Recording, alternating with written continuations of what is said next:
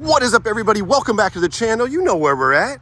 If this thing is four-wheel drive, you know what, then we're in. But it's a 2017 with only 51,000 miles. I love the color. It has cloth interior, not a deal breaker, but $31,999 with only 51,000 miles. Now, one thing we talked about before that I don't like is these tires, an RB SUV and Ironman. You know, when people cheap out on tires, that probably means that they're not staying up 100%. I'm not talking about the owner of this thing. I'm just saying in general. When you're buying super cheap tires, that means you're probably cheaping out on oil changes or maintenance. All right, another thing that I find a little unusual is this headlight housing is like super fogged over right there. And then when you jump over to this side, it's a lot cleaner. So I don't know exactly what happened. All right, weirdest vehicle on the lot today is this right here. What is this doing at Toyota Santa Cruz? We got a 99 Ram 3500. This thing is so freaking clean. It is unbelievable. I don't even think this thing should be here. It has 50,000 miles with the V10. There's like a Facebook page I've been following lately that has like vehicles with the lowest mileage possible, and this thing belongs there. It's too bad it's a Dodge, but for a 99, look at those seats. Look at the dash. I mean, you guys know these things have a history with the dashboards just crumbling on them. Too bad it's not four-wheel drive, not a dually, and not a Dodge. I'd buy it. I see a Tacoma with a little lift. Oh, I like it. I like it a lot. What do we got? Some 285s, I'm guessing here. Yeah, 285 7017. So basically like a 33. Let's see what sort of apparatus they have to lift it. Of course, it's just a spacer. Don't like the steps. Let's just go ahead and get rid of those things. Maybe throw some wheel spacers on or some wider wheels. I'm gonna have to require a little bit more poke than that, but super good looking truck right here. That is a very, you know what, like this is what my daughter wants. When my daughter talks about, Dad, when I turn 16, like this is her dream truck right here. I hope I can get her into something like this. That would make me feel good. 28,000 miles, 44. And again, when you come in here to get this thing, you're like, well, I guess it is a little pricey, but you know, it's lifted, has the whole wheels and tires. I don't think that these are worth anything. I thought this 400 right here was brand new, but it's claiming gold certified. I mean, does it get any newer than this? Oh my God, 2,156,000 miles, 2,100 miles on a TRD PRO. For 60,000. They have that other TRD Pro over there for 50,000 with 25,000 miles. I wonder what the story is behind this unit. 2,100 miles and they already moved on? What do you think they moved on to? You guys, I see this Sequoia all over town all the time, and I've always wanted to get a little up close on it. Do you guys notice this? It has a Tundra front end. So this is an 08 to 21, 2, 3 Sequoia with a Tundra front end. I'm sure it was in some sort of collision and that's why they did it, but I think it looks pretty good. I'm pretty impressed. What am I always saying, guys? The ramp comes out and you're gonna pay. Now, without a doubt, this is a gorgeous truck. I don't know if it's the early sun just hitting it just right or what, but let's look at the specs real quick. Gorgeous, just gorgeous. I don't know what it is. 24 Tacoma. Of course, this is in the solar octane. It's basically just a TRD off-road double cab with the TRD package. Just like everything else around here, $10,000 California lift kit, which brings it to 60 grand.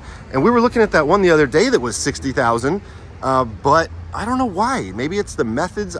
Yeah, that's what it is. I think the one the other day actually had factory wheels and they still wanted 10,000. At least give us some methods here. But as you can see, the lift right here is just gonna be a spacer lift. I mean, I guess it's an upgrade because instead of doing like a plastic spacer, it's aluminum. So instead of a $40 spacer, that is a $45 spacer right there. Of course, you have the steps. These are like ones that want you to think they're amp steps, but they're not. The paint's great. Wheel and tire package is okay.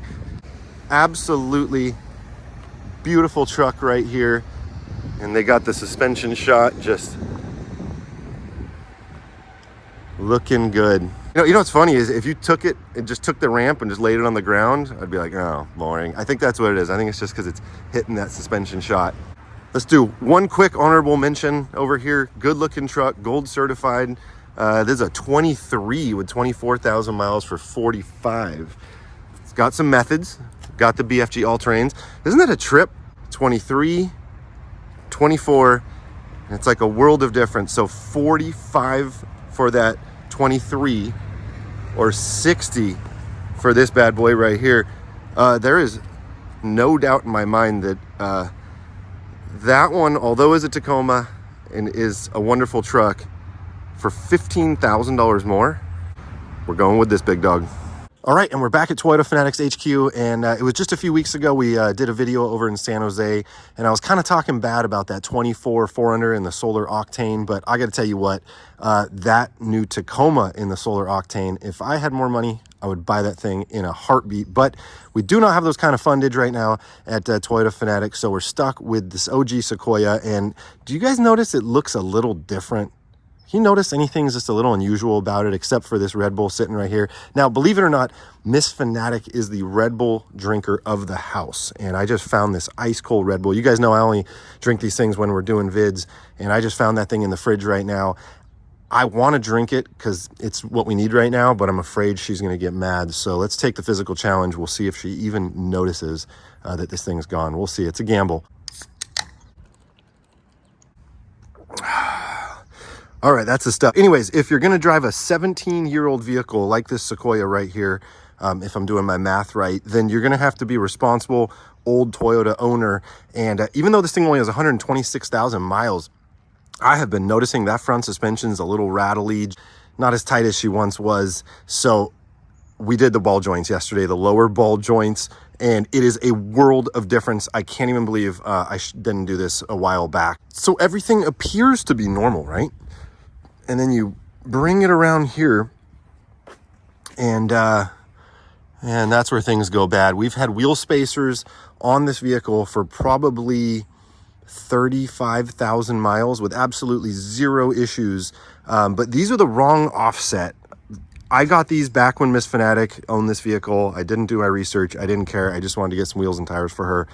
And these things do not stick out enough for me. Now, all Sequoias have these big fender flares, so if they weren't there it would look a lot better. But anyways, where I'm going with this is after 3 solid years of just smashing this thing around everywhere with those wheel spacers, I decided to take them off, clean up the hubs, wire brush all the studs, and just start over. Ball joints are done. Thing is driving better than it has in a long time.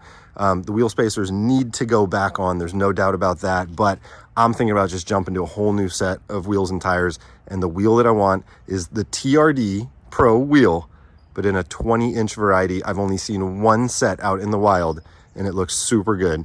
So TRD PRO 20s with some sort of all-terrain or mud terrain. I can see it now. Check out these wheel spacers, though. Some are dirtier than others, but this is just straight up 35,000+ miles of every type of driving you can imagine. No issues whatsoever. These are spider tracks.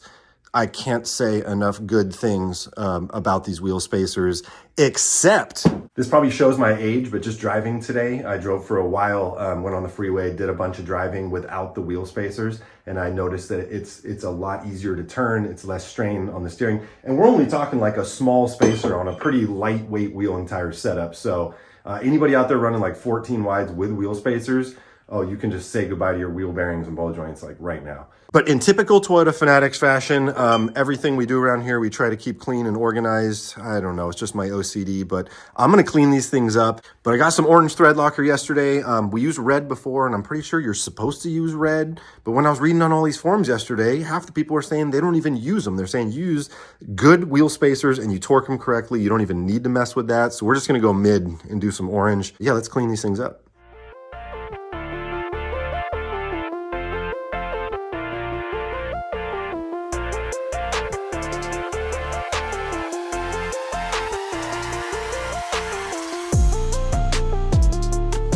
All right, that's a lot better. There's no doubt, though, that these things definitely have some wear and tear on them. These three right here kind of cleaned up the same, but this one, and it's like faded. I don't know why. This one looks a little different than the other ones. But anyway, spider tracks, can't say enough good things about them, but I don't know. I think my wheel spacer, I'm not saying I might never run them again or anything, but I don't know. Hey, did you drink my last Red Bull?